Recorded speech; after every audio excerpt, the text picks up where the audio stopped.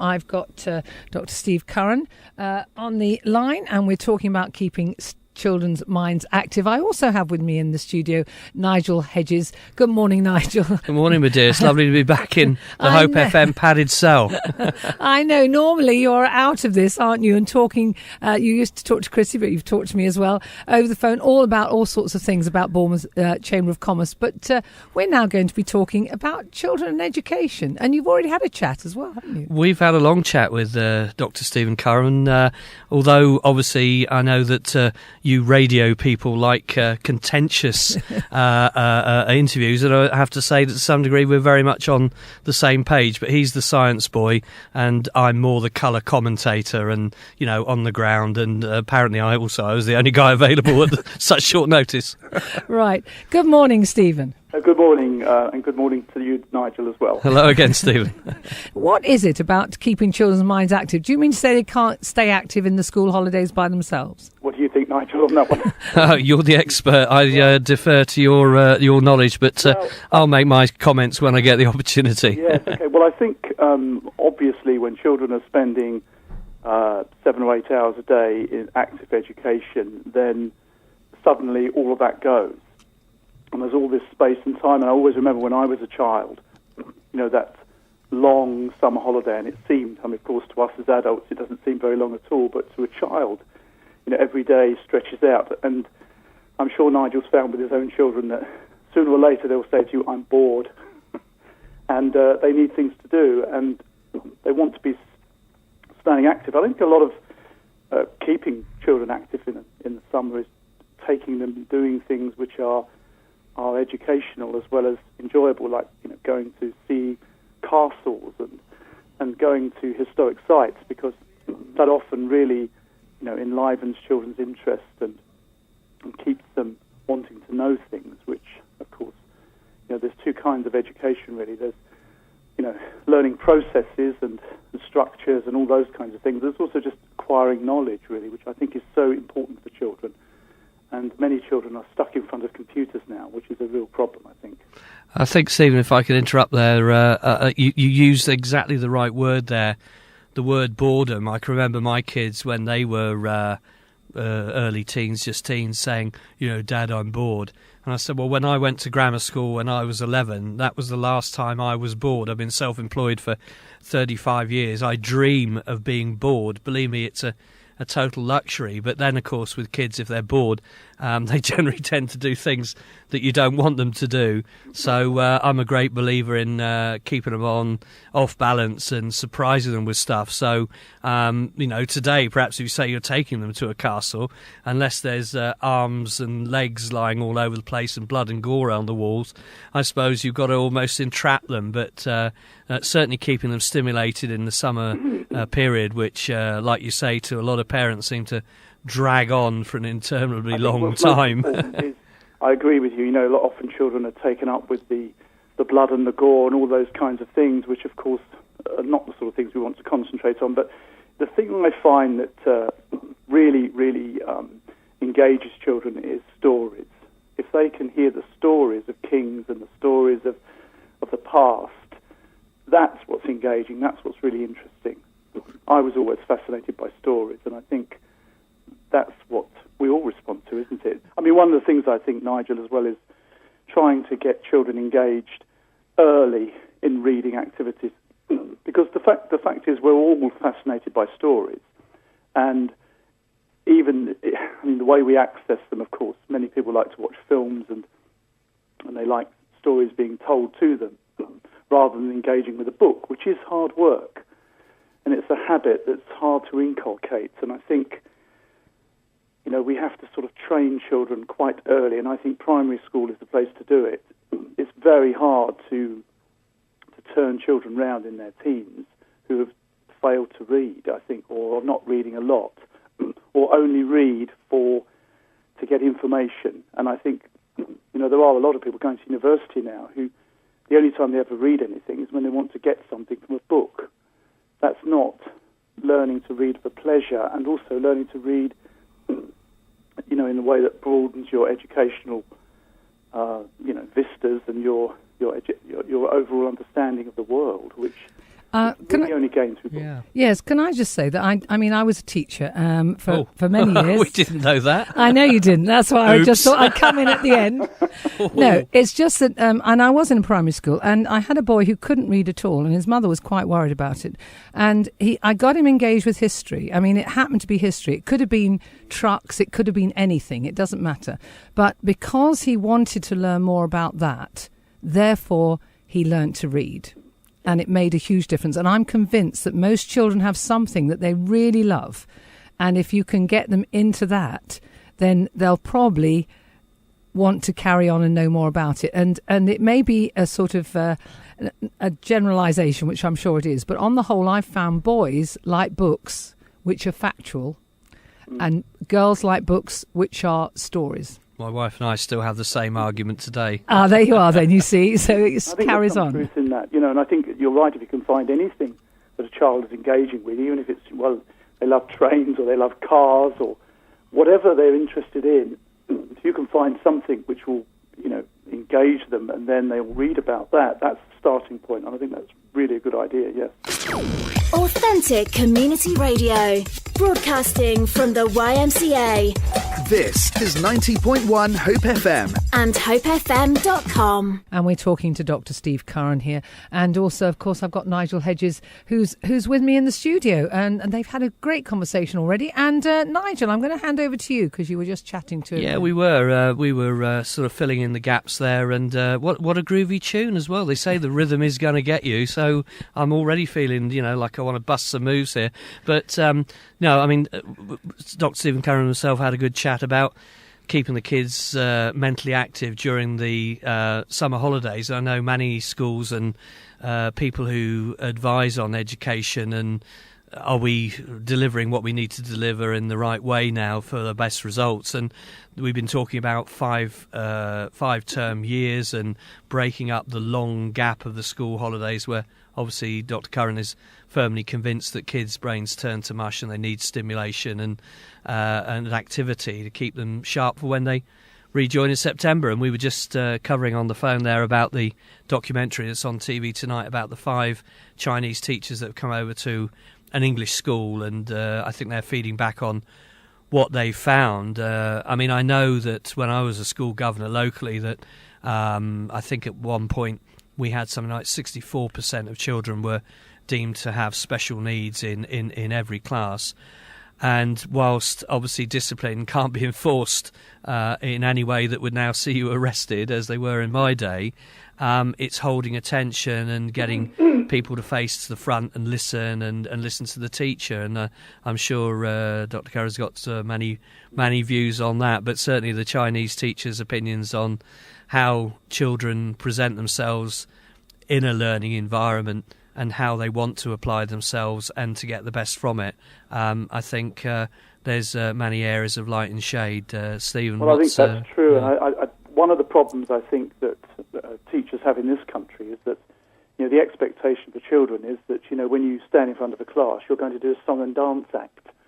That somehow they're there to be entertained and not to be taught. And I think that expectation is very much in our culture now, and I often have to say to children, or I did when I was teaching in the state system for many years, I'm your teacher. I'm not here to do a dance routine or or to entertain you. I'm here to educate you, and some of that is hard work. It's not always going to be entertaining and fascinating. Sometimes you have to get your head down and work. And I think that, when you've got a fundamental disrespect for that, which often is something, which I think the Chinese teachers have found, that they've probably got a very, malleable situation, where children are much more eager to learn, whereas here I think children treat education as a privilege rather than as a right rather than a privilege. Now, many countries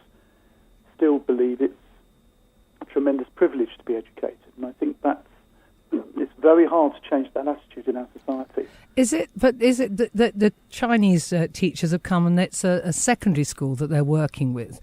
And you've mentioned earlier on that it should be perhaps that we're looking at primary schools to make sure that they are in the right set before they come up to secondary schools, or is it the home? Well, I think,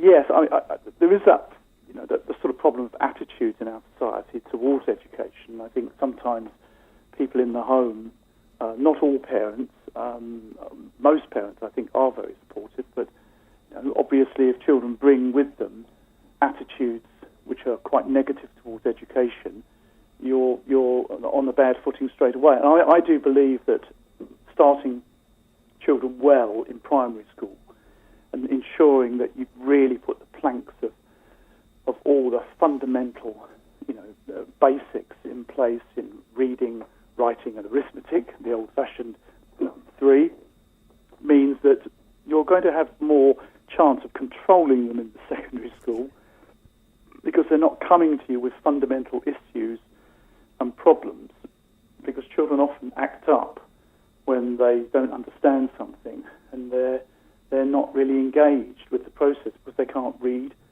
or their maths is so appalling that the teacher can't really work with them. And I think that often is a problem. Yeah. Stephen, you mentioned about getting all the planks correct. I know we talked about a lot of educationalists feel that learning by rote is completely the wrong way of doing it. They shouldn't regurgitate it parrot fashion. And yet I remember having to stand on my desk at primary school. Another health and safety issue, working at height, I guess, now.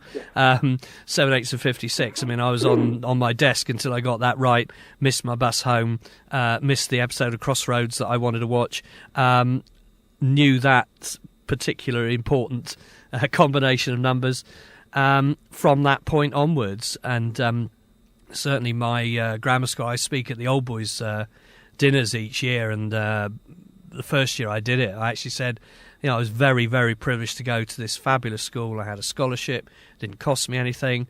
It was a boarding school. Luckily I was in the A stream. But it was very robust teaching that actually gave you no option to coast or hide or bunk off. You had to know it, and there were sanctions. We had testimonials every 2 weeks delivered by the head teacher, scores on all your subjects, and if you had a low score or a 0, you got the cane.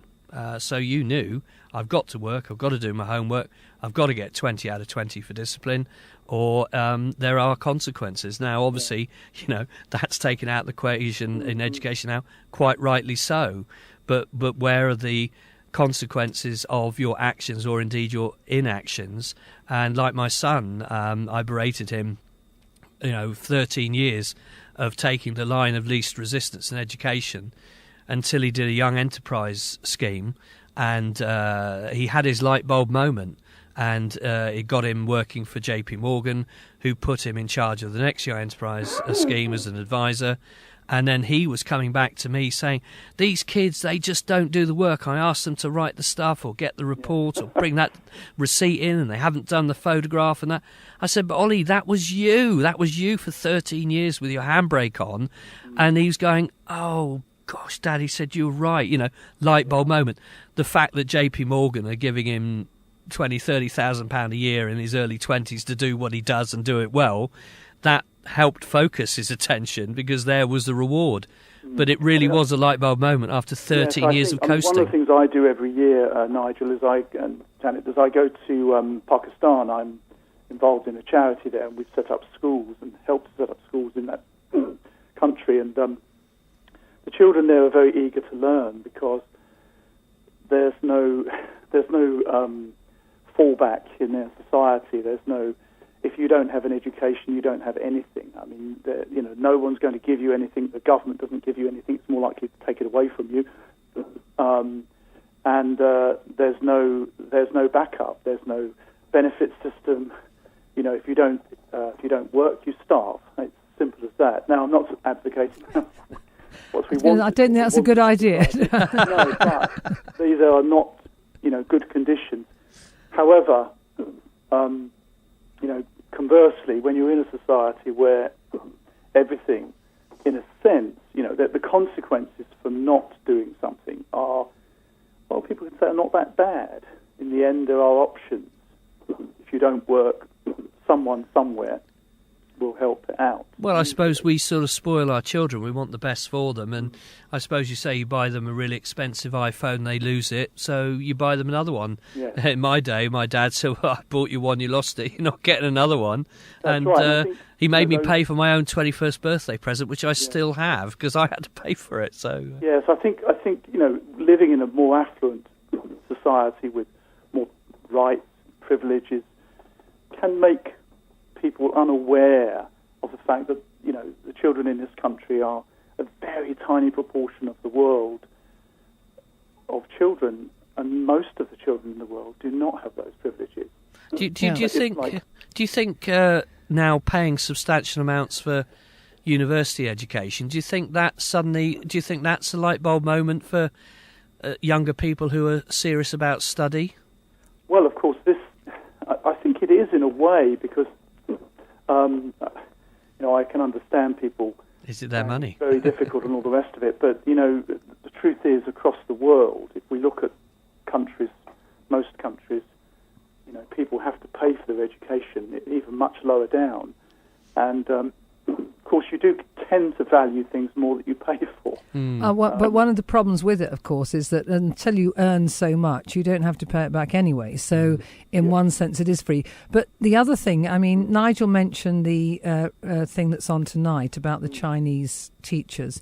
And one of them was talking on the radio this morning and saying the point is that in their society, older people are respected. Yeah. So therefore teachers are respected. Now, if you're not respecting the people who are teaching you, it also sort of starts thinking, what is the point of listening to what they're saying? I mean, there is, of course, in the West, a cult of the youth that, at certain points you're put out to grass and you've got nothing more useful to say. And I think there is a lack of respect for perhaps the wisdom of those who have been through things, and the cult of the young and the beautiful is something which is very prevalent, and I think that does affect children, of course, and their attitudes to knowledge, to understanding, to their view of the world. And I think, going back to something else that Nigel was saying about teaching by rote, I think there's a lot of caricaturing by those in the more progressive wing of education that nothing should ever be done that way. And I think that's not true. I do believe that certain fundamental things like learning your times tables, it doesn't matter how you do it, providing you can, in the end, if a child knows those, they are the fundamental building blocks for all maths. And I have heard some people say, we don't need times tables at all, they can use a calculator. What happens when your batteries run out? Yeah, but Well, exactly. even so, I mean, the point is you can think, if you know your tables, that answer comes much quicker than fiddling with a calculator. They've proved that with other things as well. But I mean, when I was teaching there, I went through that stage where the idea was that people learnt about the fact that 2 plus 2 plus 2 plus 2, so it would come that way. Yeah. And sadly, some people never grasp that. It takes ages to get that. Whereas if they learnt it by rote, they would know it whatever. Yeah, so I believe, you should be able to say 7, 8 to 56, and that's it. Can we also say 5, 6 to 30? Because we've only said 7, 8 to 56. Stop it, I'm looking for a desk to stand on. I've regressed. I mean, I know this is obviously the ethos of this radio station, which we all support wholly. But I have to say that perhaps, maybe from my point of view, because they were both faith schools, that gave us an extra, almost like being on your honour, actually, because you'd have to confess on Saturday that you hadn't done your homework, I guess. Not being too flippant about it, but it did actually make you aware that if you weren't doing stuff or playing up or being disruptive, there was that extra guilt feeling. I know you don't want to make kids feel guilty, but it was that extra underlying stricture there that said, I really ought to get this done. And we'd have 2-3 hours homework a night, 3-4 hours every weekend, and massive projects to do every summer. So my kids went to the same primary school that I went to. They went to the same school that I went to. It was comprehensive when they got there. But at the age of 15, to have a project set for my son, do a poster. I do a poster, but I also do a 5-page essay on why you selected the artists and materials that you did for the science side of things. So, it's amazing the jump in one generation. I know, Steve, we discussed how you advise the government and government committees and the frustrations you've had there about people reinventing the wheel time after time, having discarded something that seemed to work quite well generation after generation. Yeah. Bearing in mind we've only got about another hour left. What were your thoughts on that, Steve? Well, I think that's true. I mean, we were talking about times tables there. I have heard from some experts, and they will remain nameless, that this was a worthless activity and had no effect. And I'm glad to say that now in the national curriculum, children are supposed to know their times tables up to 12 by the time they get to the end of year 4.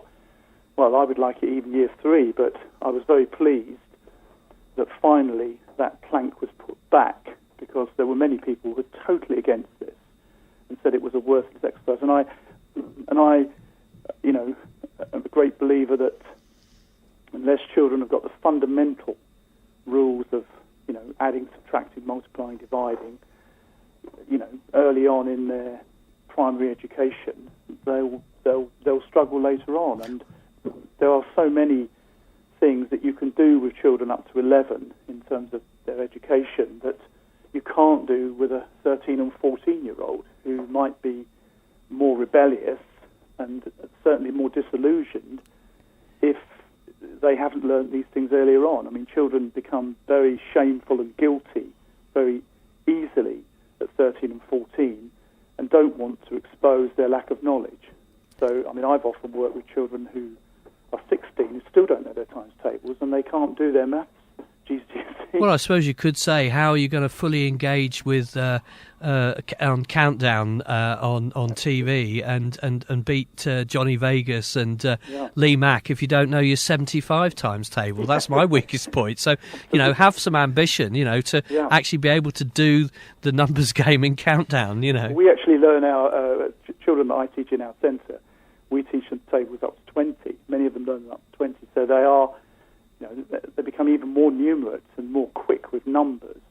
And but going back to the sort of subject today of summer, you can improve children's maths by asking them to calculate the change when they go to shops. Do these kind of activities will help with their maths and their figure work as well. Then I'm talking to Dr. Stephen Curran about keeping children's minds active in the school holidays. I've also got Nigel Hedges with me as well, chipping in and asking about things. Colour commentator, I think, is the phrase. And the guy knows nothing, no qualifications, just a natural feel. OK. Stephen, before we come back to Nigel, because there's a couple of things he wants to ask you. We are talking about keeping children's minds active in the school holidays. We've talked about going to castles.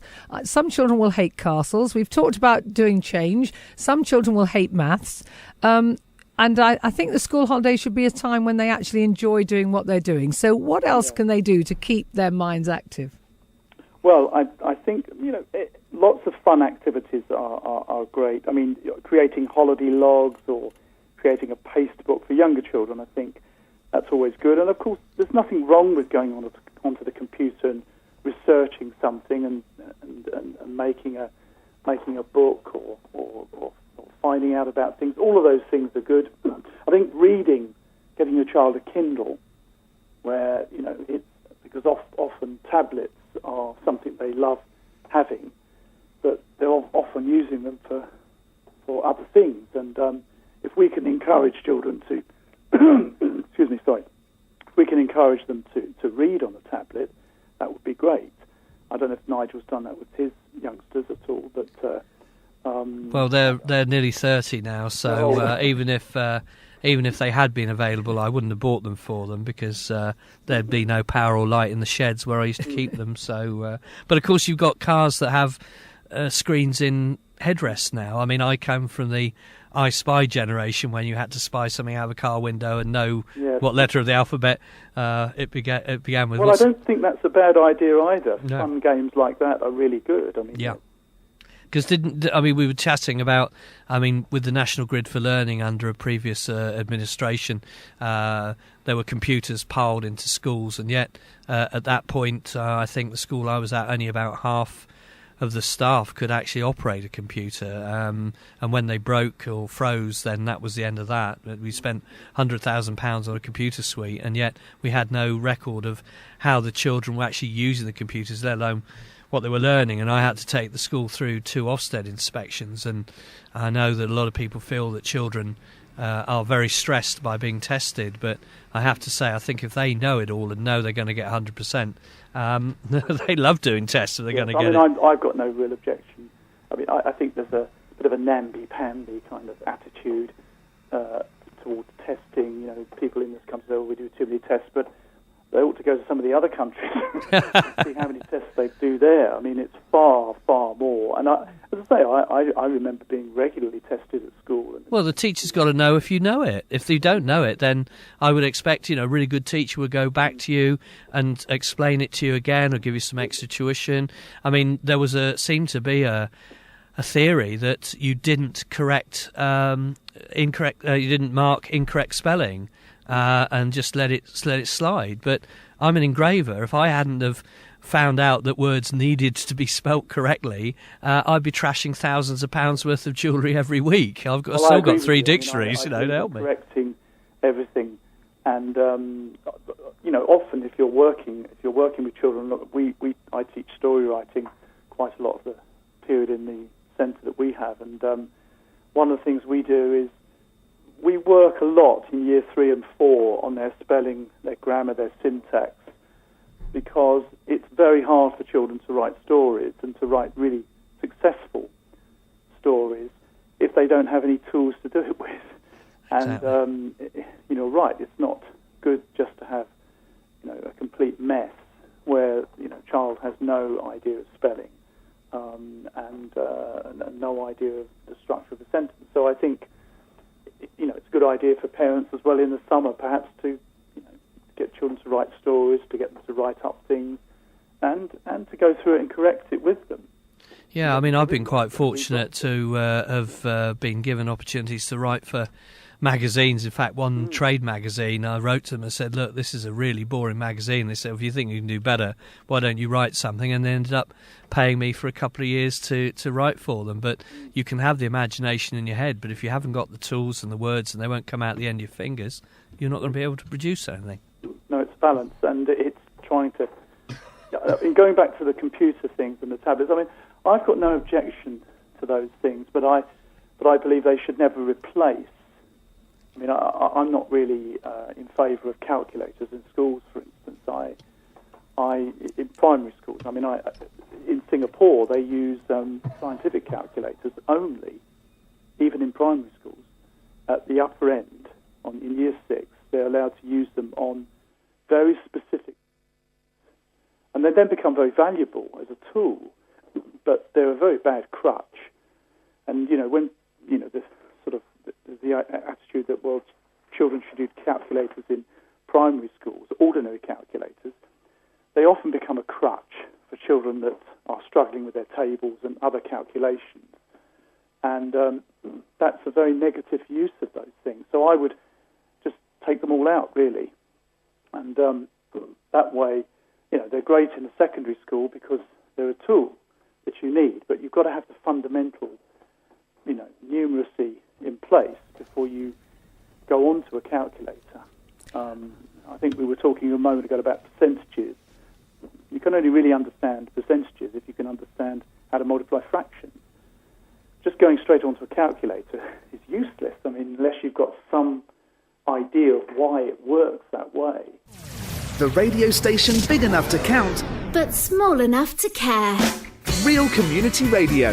This is Bournemouth's Hope FM.